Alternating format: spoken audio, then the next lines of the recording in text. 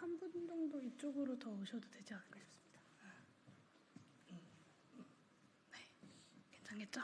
네, 시작하겠습니다. 네, 안녕하세요. 기본소득당 국회의원 용혜인입니다. 오늘 저희는 방송 3법의 제2법과 언론장악 국정조사 실시 등 22대 국회가 처리해야 할 시급한 언론 현안 해결을 위해 언론노조 연속간담회를 제 정당 지도부에게 제안하고자 기자회견장에 섰습니다. 대통령이 거부한 9개의 법안에는 방송 3법도 포함되어 있습니다. 바이든 날리면 사건을 기점으로 공영방송 장악, 시민사회 수석의 언론인 회칼 테러 언급, 선거방송심의위원회의 과잉 제재와 표적 심의에 이르기까지 윤석열 정권은 국민의 눈과 귀를 막고 입을 틀어막으려 안간힘을 다해왔습니다. 그 결과 국경 없는 기자회가 평가한 한국의 언론자유 지수는 작년보다 무려 15위가 하락해 62위에 그치는 낯뜨거운 성적표를 받아들게 되었습니다. 그러나 1년 9개월 만에 열린 윤석열 대통령의 기자회견에서 대통령의 사과는커녕 언론 장악에 대한 질의응답조차 찾아볼 수 없었습니다. 지금 이 시간에도 KBS와 EBS를 향한 공영방송 장악이 진행 중이고 YTN 매각을 통한 언론 사유화가 이루어지고 있습니다. 언론사 압수수색과 강제수사, 방심위를 동원한 표적심의와 중징계로 언론의 자유와 민주주의가 훼손되고 있습니다. 불통과 쇼통의 정치, 언론 장악하는 입틀막 정치를 이제 국회가 중단시켜야 합니다. 민주주의의 천병이자 최후의 보루인 언론 자유를 위해 22대 국회의 모든 당선인들과 제 정당이 나서야 합니다. 대통령이 거부한 방송 3법 제2법을 시작으로 언론의 자유와 민주주의의 회복을 위한 노력에 나서야 합니다. 그 물꼬를 트기 위해 22대 국회를 이루는 모든 정당이 언론노조와의 대화에 나서 주시기를 제안드립니다. 오늘 기자회견은 윤창현 전국언론노동조합 위원장님과 박성우 방송기자연합회 회장님, 박상현 언론노조 KBS 본부장님, 그리고 고한석 언론노조 YTN 지부장님의 발언에 이어서 기자회견문 낭독의 순서로 진행될 예정입니다. 그러면 첫 번째로 윤창현 전국언론노동조합 위원장님의 말씀을 듣도록 하겠습니다.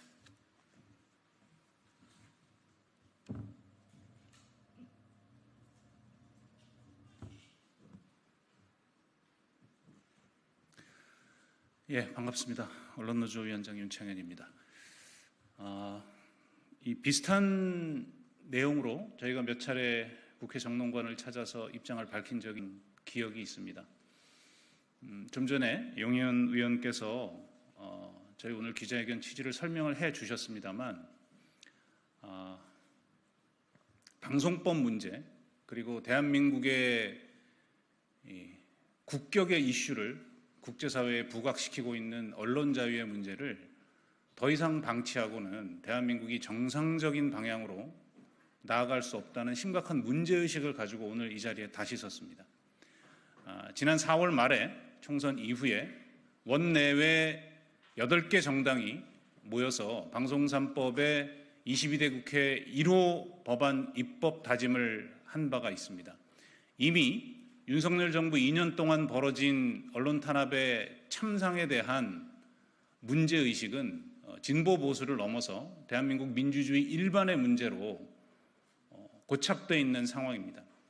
오늘 회견은 22대 국회를 구성하게 될 모든 정당들에 대해서 방송 3법에 대한 합의 처리를 촉구하기 위한 회견입니다.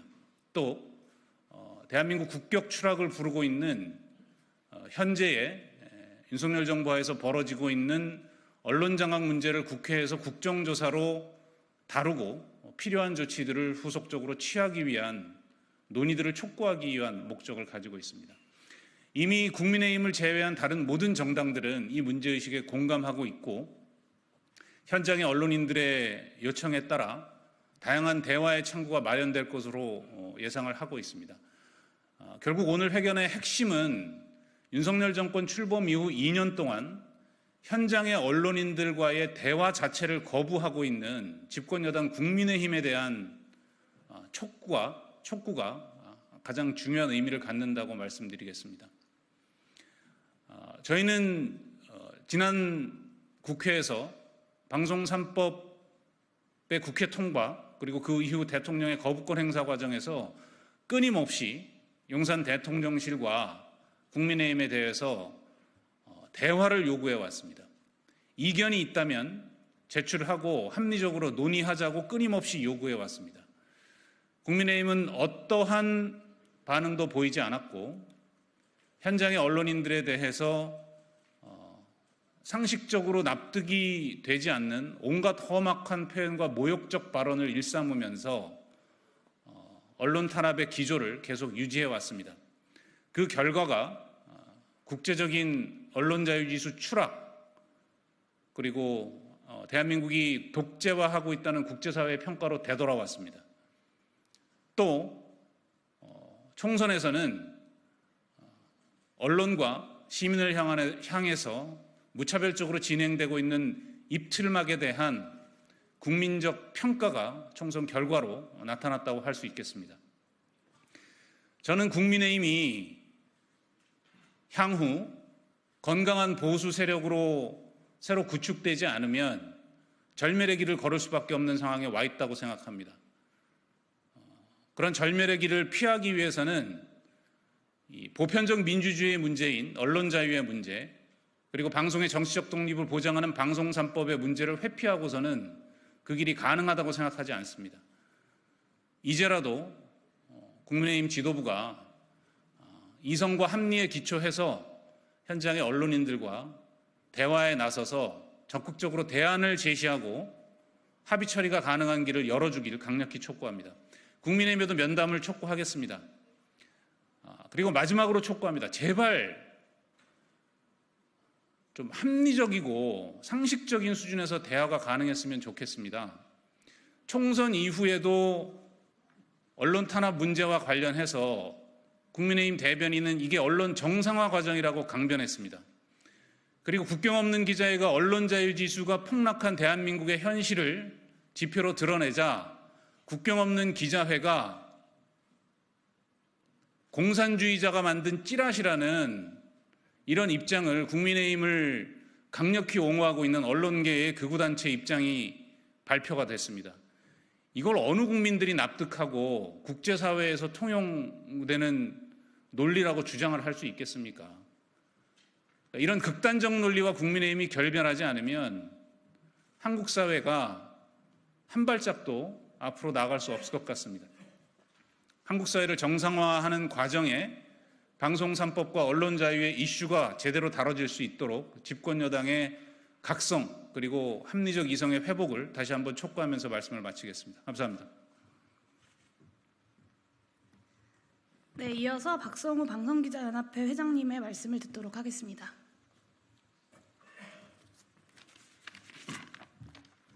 안녕하십니까. 방송기자연합회장 박성호입니다. 여야 모두 야당 시절에는 방송법 개정하자고 해놓고 정권 잡으면 옆으로 밀쳐뒀습니다. 그러는 사이에 공영방송은 계속 고질병을 안고 살고 있습니다. 야권과 언론단체들이 이미 방송법 재추진의 뜻을 모았습니다. 그러니까 이제 여당에 촉구합니다. 국민의힘은 공영방송의 정치적 독립을 위한 방송법 개정에 적극 나서줄 것을 요구합니다. 지금의 여당도 과거에는 방송법 바꾸자고 했습니다. 물론 민주당도 야당 시절에 방송법 개정안 내놨다가 집권하니까 처리하지 않은 이력이 있습니다. 두 정당 모두 그때는 맞고 지금은 틀리다, 이런 악순환에서 벗어나야 한다고 현장의 방송 기자들은 생각하고 있습니다. 이제 큰 선거도 없고요, 유불리 계산 따질 것 없이 공영방송을 정치적 독립할 수 있는 틀을 짜야 할 때가 됐습니다. 국민의힘은 21대 국회에서처럼 대안 없이 반대만 하고 이 방송법 개정을 무산시키려는 그런 움직임을 또 되풀이해서는 안 될 것입니다. 국민의힘은 이미 이 방송법 재추진이 야당의 방송 영구장악 시도라고 의심하고 비난한 바가 있습니다. 하지만 지금처럼 여야 거대 정당이 마치 나눠먹기 하듯이 분점하는 이런 공영방송 이사 추천권을 사회 다양한 분야로 확산하고 분산시키는 이 안이 어떻게 해서 야당의 방송 장악 시도인지 일단 이해는 가지 않습니다. 하지만 그렇게 생각한다면 그렇다면 안을 갖고 대안을 갖고 협상 테이블에 나오면 됩니다. 정권의 방송 장악 시도에 신물이 난 방송 기자들로서는 야당의 방송 장악이란 말도 결코 용납할 수 없는 얘기입니다. 공영방송 기자들은 정치 권력 구도가 그대로 반영되는 이런 이사의 구조를 깨자고 원하고 있는 겁니다. 여권 이사, 야권 이사 이런 말 자체가 사라져야 합니다. 공영방송 이사진을 추천할 권한을 여야 분점형에서 이제 다양한 분야에 나눠주는 분산형으로 바꾸자는 겁니다. 정치적 후견주의에서 벗어나서 누구도 장악하지 못하게 하자는 것입니다. 만약에 지금 나온 안에 미비한 점, 우려스러운 점이 있다면 국민의힘은 협상 테이블에 나와서 토론해서 다듬으면 됩니다. 언론 현업단체의 목소리에도 귀 기울이고 또 학계 의견도 귀 기울여서 더 좋은 안이 있다면 그 제안을 받아서 또 수정하고 토론하면 될 것입니다. 윤창현 위원장이 이야기했듯이 이 법은 여야가 합의해서 머리를 맞대고 처리해야 할 그런 법안이라고 생각합니다. 어느 일방의 처리로 또 거부권에 막히고 이런 장면을 국민들이 또 반복해서 보게 된다면 정말 공영방송의 미래, 국회의 미래에 대해서 염증을 느낄 것입니다. 이제 기본 틀은 유지하되 세부적인 손질이 필요하면 보완 입법하면 될 것입니다. 다만 그 과정은 속도를 내야 한다고 생각합니다. 마침 8, 9월에 MBC, KBS, EBS 이사회 개편 시기가 다가옵니다. 국회는 방송법을 서둘러서 논의해 주실 것을 요청드립니다. 방송법은 공영방송 종사자들의 안위를 위한 법이 아닙니다. 건강한 민주주의와 언론의 역할에 필요한 법, 그래서 국민들 삶에 영향을 미치는 법입니다. 국민의힘은 다시 이 언론단체들, 언론노조를 비롯해서 방송협업단체들의 목소리를 듣고 필요하면 본인들의 의견도 내놓아서 다시 이 법안이 신속하게 추진될 수 있도록 적극 나서주기를 다시 한번 촉구합니다. 감사합니다. 네, 이어서 공영방송 장악에 맞서고 계십니다. 박상현 언론노조 KBS 본부장님의 발언이 있도록 하겠습니다.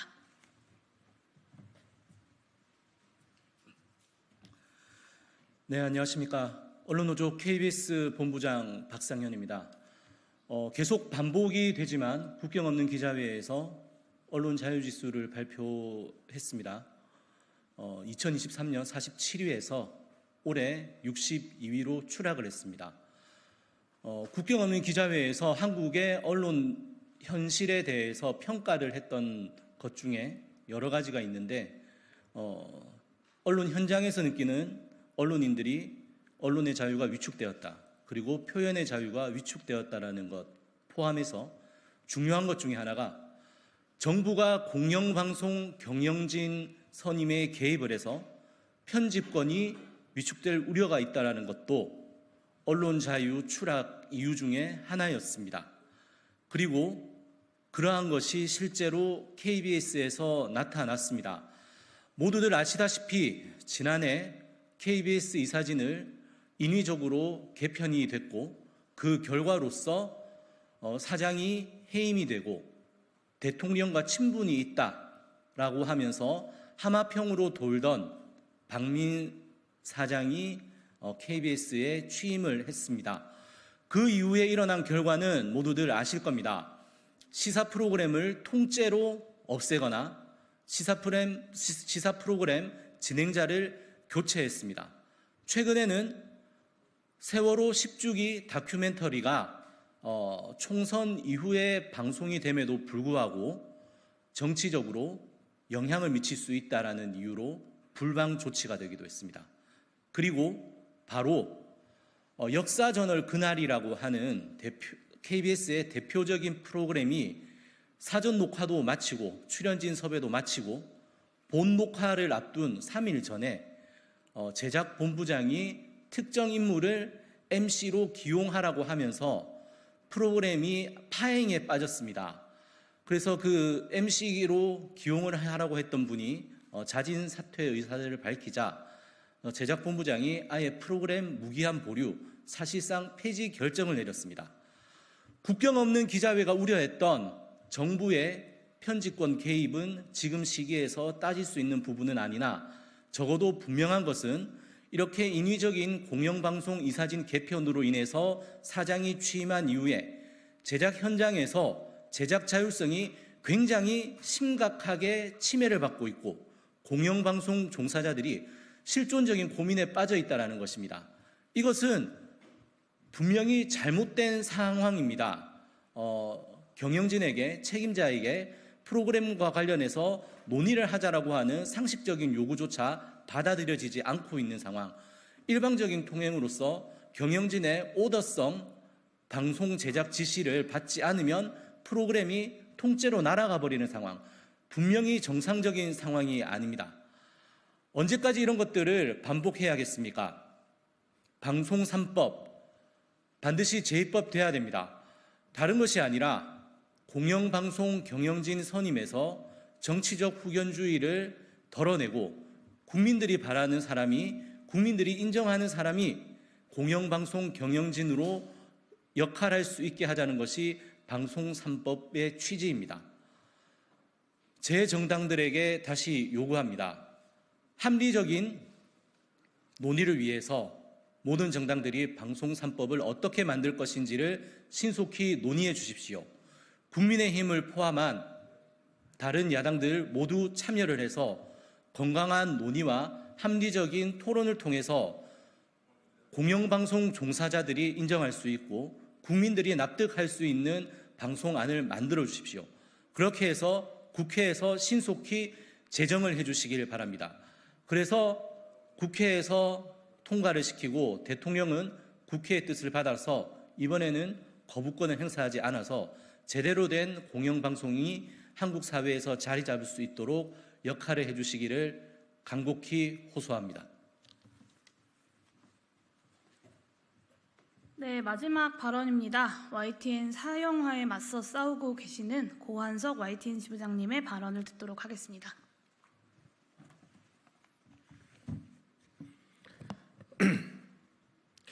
네, 언론노조 YTN 지부장 고한석입니다.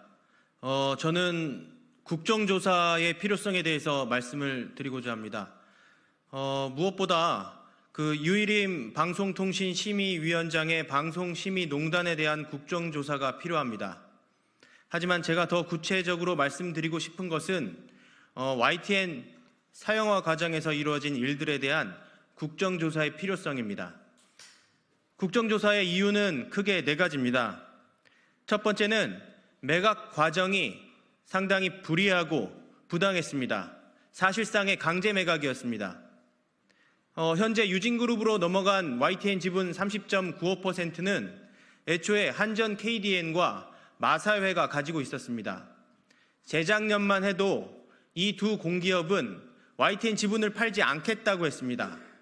그런데 산업부가 압박을 하고 농림부가 마사회를 옭아매면서 그 이후로 태도가 바뀌었습니다. 사실상의 직권남용이고 강제 매각이라고 생각합니다. 이 과정에 대한 철저한 진상규명이 필요합니다. 또한 전례 없을 정도로 졸속으로 진행된 방통위의 심사 과정에 대한 국정조사도 필요합니다. 이동관 전 방송통신위원장은 탄핵 직전에 YTN 매각 기본계획을 의결하고 사퇴했습니다. 이후에 온 김홍일 위원장도 전례 없을 정도로 짧은 기간 동안 심사를 하고 YTN을 유진그룹에 넘겼습니다. 심사위원과 방통위 상임위원 간에 이견이 있었던 것으로도 알려졌습니다. 대한민국의 뉴스 채널을 왜 이렇게 빨리 조급하게 민영화해야 했는지 그 이유를 방통위가 밝혀야 하고 국회가 조사해야 한다고 생각합니다. 또한 현재 YTN 사장으로 취임한 김백 씨 그리고 김백 체제가 왜 탄생했는지 그 이유를 조사해야 합니다. 현재 YTN 사장인 김백 씨는 공정언론국민연대라는 곳의 이사장이었습니다. 공원련은 잘 아시다시피 윤석열 정부에서 미디어 곳곳에 자리 잡으면서 언론 장악에 앞장서고 있는 집단입니다. 이곳이 어떻게 YTN과 연루되어 YTN의 경영권을 잡게 됐는지 그 이유를 추적하는 것이 국회의 임무라고 생각합니다. 또 하나 있습니다. 유일임의 민원사주 사건 때 YTN 직원들이 연루가 됐습니다. 언론 보도로 다 드러난 바입니다. 그런데 그 연루된 YTN 직원들이 현재 YTN의 경영진이 되어 있습니다. 어떤 카르텔과 연루를 의심할 수밖에 없습니다. 당연히 국회에서 이 부분에 대한 조사가 이루어져야 한다고 생각합니다. 윤석열 정권 이후 미디어 곳곳이 신음하고 고통스러워하고 있습니다. 새로운 국회가 진상을 밝혀서 진실을 밝혀내는 것만이 우리나라 미디어 환경을 제자리로 되돌리는 길이라고 생각합니다. 감사합니다. 네, 기자회견문 낭독은 서면으로 대체하도록 하겠습니다. 오늘도 민주주의의 근간인 언론의 자유를 지키기 위해 그리고 국민을 위해 더 도움이 되는 보도 그리고 권력에 눈치 보지 않고 날카로운 대한민국의 민주주의를 위한 보도를 위해 힘쓰고 계시는 모든 언론인분들께 존경의 인사와 연대의 인사를 전합니다. 언론 장악 저지와 방송 3법 재의결이 반드시 이루어질 수 있도록 또 많은 언론인들의 보도와 관심을 부탁드리겠습니다. 감사합니다.